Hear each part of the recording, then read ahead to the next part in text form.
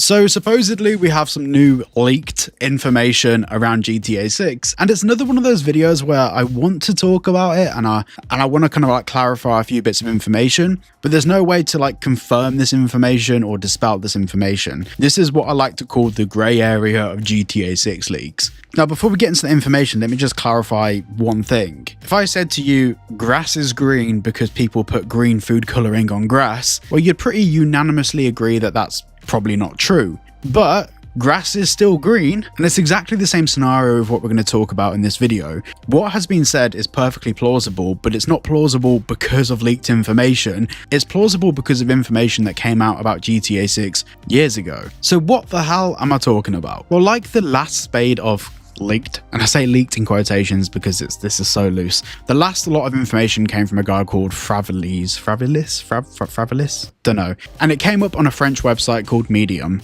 Now, obviously the entire thing is in French and there's a few takeaways that can be taken from this article. So let's just summarize everything that's actually in this particular article. So apparently Grand Theft Auto Online internally was codenamed GTA 6 MP. Now, I've checked various sources on this and it wasn't a code name, it was literally just an abbreviation for Grand Theft Auto 6 multiplayer. Like this, it wasn't a project code name, that is just the abbreviation. It is literally Grand Theft Auto 6 multiplayer mode. Like that's not a secret internal code name for the project. It was literally just a way to differentiate internally from talking between GTA Online for GTA 5 and Grand Theft Auto 6 Online counterpart. Then the next thing is that apparently the game will support 64 player lobbies instead of 32, but there is plans to increase this up to 96 players.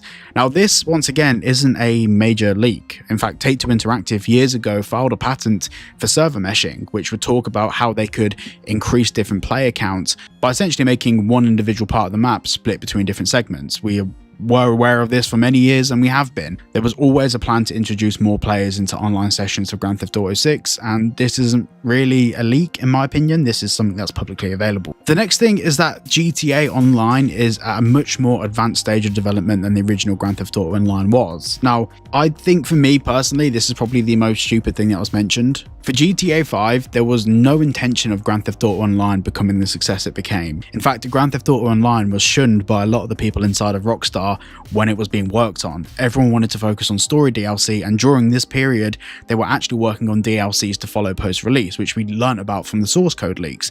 Loads of actual story mode DLCs got scrapped when online took off. So saying that online for GTA 6 is in a more advanced position than it was for Grand Theft Auto 5 is pretty obvious. Like, I'd assume that's very obvious. Now, next we'll go on to the supposed ability to do various different activities within free mode with players from different sessions without the various different loading times across the board. So the whole idea behind this is essentially, rather than loading into a mission, like for example when you do a quick join on a job, you don't need to load into a different session. You can pretty much go straight into that session by, for example, walking to a waypoint or something like that. Once again, this isn't something that I feel like required a leak. It's very obvious that Rockstar would revamp the whole way that online works, and especially with the information that we've seen from, once again, the server meshing patent, it actually talks exactly specifically about this individual thing. And then the final thing that goes on to is that the goal is to eliminate menu activities and navigation, so you don't have to, to join different sessions, you don't need to go through different menu options and stuff like that. Once again, this is covered in the server meshing patent. This information could have come from Rockstar Games,